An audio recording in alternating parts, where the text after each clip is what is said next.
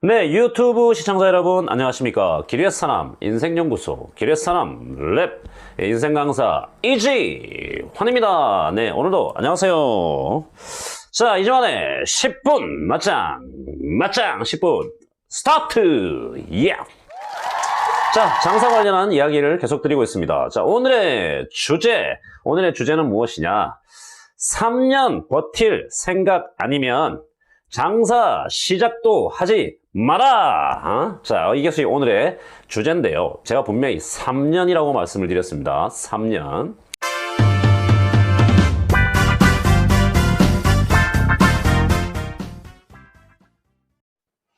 네, 유튜브 시청자 여러분 안녕하십니까? 기리의 사람 인생연구소 기리의 사람 랩 인생 강사 이지 환입니다. 네, 오늘도 안녕하세요.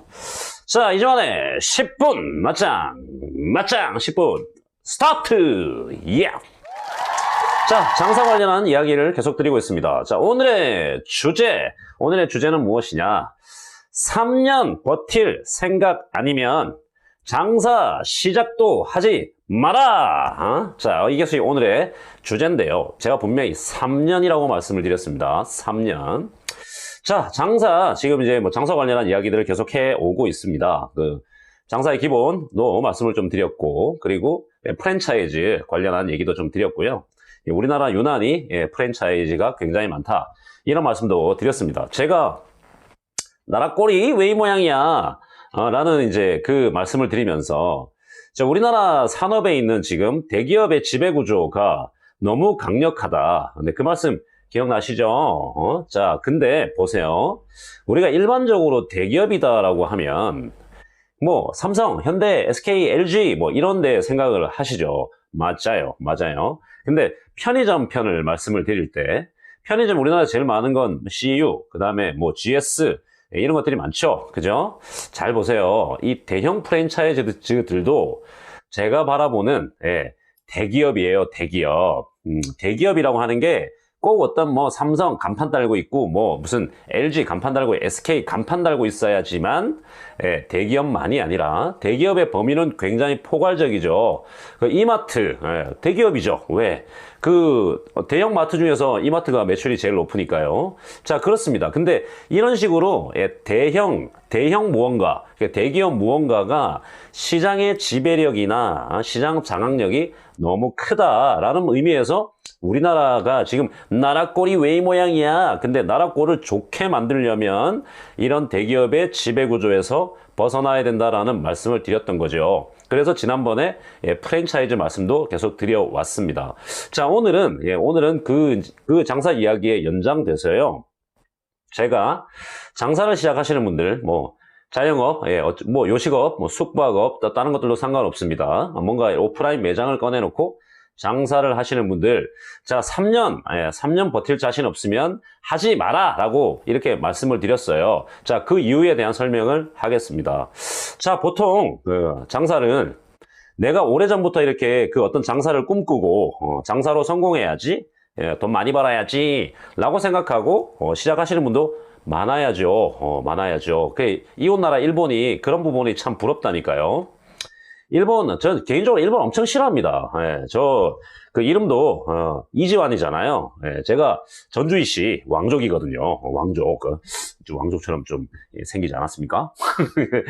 제가 아무튼 왕족이거든요. 우리 전주이씨 왕족인데, 왕족의 후손이라고 좀 믿고 사는데요. 그런 제가, 외놈들을 좋아할 리가 없잖아요. 외놈들 엄청 싫어합니다. 그래서 요즘 토착 외구, 그죠?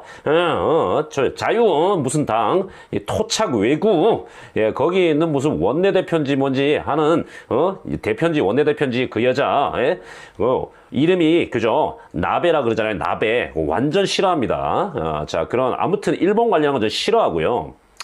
좋은 차 많이 타고 다녔는데요. 일본 차 한 번도 산 적 없고, 아무튼 그렇습니다만, 우리가 일본한테 배울 건 배워야 된다. 그 중에 하나가 뭐냐면, 우리는 좀 그런 거 있어요. 부모님들이 이제 자식한테 꼭 해야 하는 얘기 중에 하나인데, 얘야, 응? 나는, 우리 시대가 좀 이렇게 좀 거시기했잖니. 그래가지고, 나는 좀 이렇게 못 배웠어. 근데 너희들은, 공부 열심히 해서, 대학교 가서, 판검사 돼야 된다, 의사 돼야 된다, 이 아버지가 하는 이런 험한 일 같은 거는 하면 안 돼요 하고 어릴 때부터 줄기차게 교육을 받습니다. 그래서 소위 말하는 명문대를 나왔는데 그 명문대 나온 그 사람이 뭐 대기업 취직 못하고 대기업 취직 안 하고 뭐 아니면은 뭐 무슨 공무원 뭐 판검사 뭐 이런 거 안 하고 그냥 만약에 10평짜리 우동집을 하겠다. 자, 그러면 부모님들이 깊은 한숨을 쉬시며 통곡을 하시겠죠. 그러나 일본은 좀 다르다는 거죠. 일본은 아버지가 그 할아버지가 어느 뭐 귀퉁이에 교토에 있는 무슨 나베 무슨 규동 이런 집을 오래전부터 만약에 해왔을 때 할아버지가 아들한테 물려주고요. 아들이 또 그 아들한테 손자한테 물려주고 하는 그런 전통을 굉장히 아름답게 생각을 하고 심지어는 일본의 뭐 동경대나 와세다를 나왔는데도 아버지의 가업을 뭐 사회생활 좀 하다가 그 아들이 아버지의 가업을 이어받겠다고 그 작은 규모의 우동집을 하는 것에 대해서 부끄러워하기는커녕 자랑스러워한다는 거죠. 근데 우리는 그런 경우가 없잖아요. 예. 서울대를 나온 아들, 딸이 어느 날 갑자기 부모님이 하시는 짜장면집, 중국집을 물려받겠대요. 그러면은 장탄식을 하시겠죠. 왜? 우리는 그렇게 학력지상주의, 그리고 1등만 기억하는 더러운 세상, 복불복, 나만 아니면 돼 하는 정신으로 지금까지 살아왔는데 그것 자체가 지금 경제편에서 경제 질서를 교란하는 큰 이유가 됐다는 거죠. 그래서 준비 없이 장사를 하시는 분들이 너무 많다.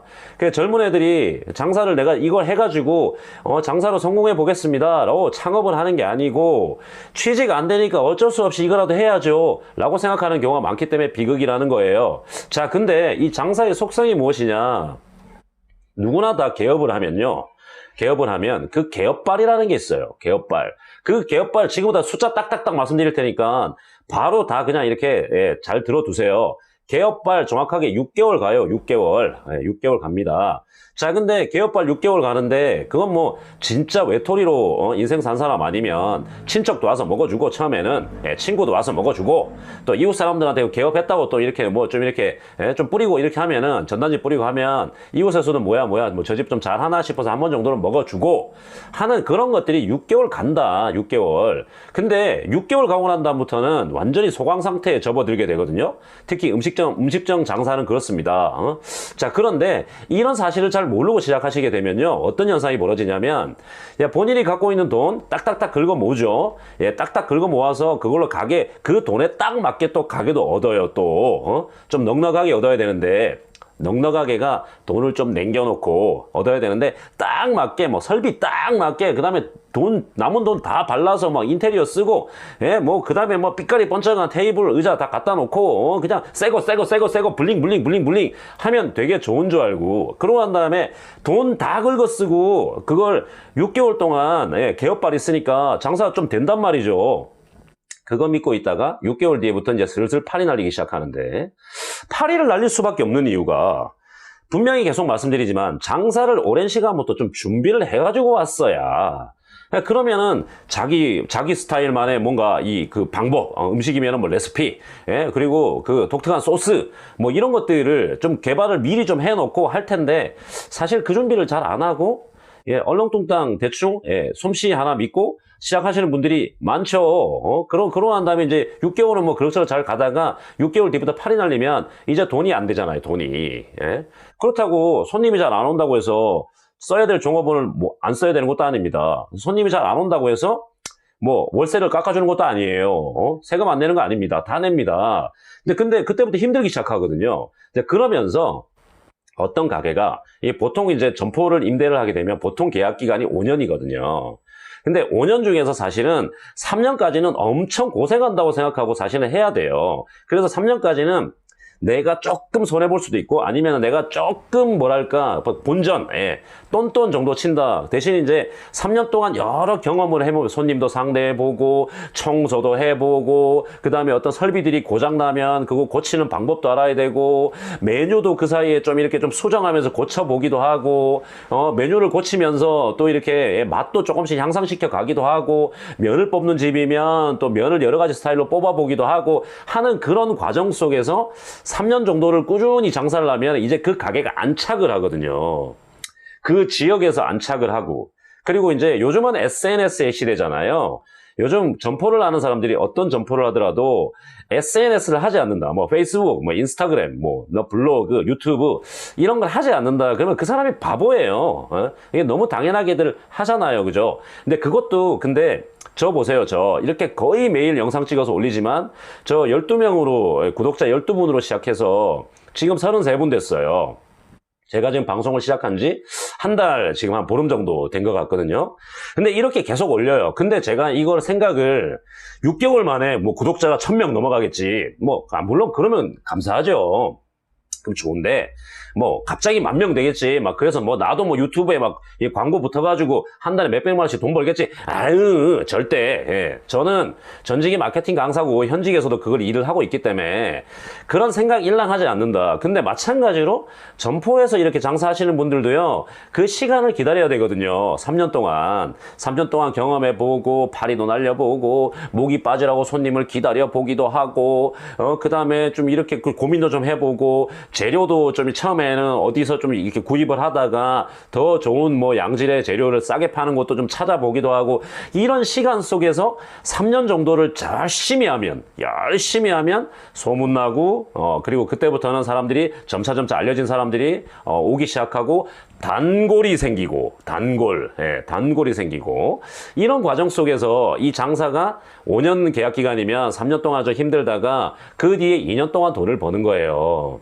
근데 그 2년 동안 돈을 버는 게 3년 동안 열심히 하는 사람들은 돈을 그때 이제 3년간의 고생을 2년 만에 다 이렇게 받을 수도 있는 거죠. 그리고 장사가 잘 되고 건물주가 괜찮으면 또 같은 조건으로 계약 기간을 연장해서 그 뒤에 5년은 또 굉장히 편해지겠죠. 자, 이런 생각을 가지고 장사를 꼭 시작하셔야 된다는 거. 자, 정리해 드리겠습니다. 자, 일단 장사를 시작하시는 분, 점포 장사를 시작하시는 분, 자, 일단 무조건 3년 버티기를 해라. 그렇기 때문에 처음에 장사를 시작할 때 돈 다 쓰지 마라. 팔이 날릴 때를 대비해서 잉여 자금을 좀 갖고 있어야 됩니다.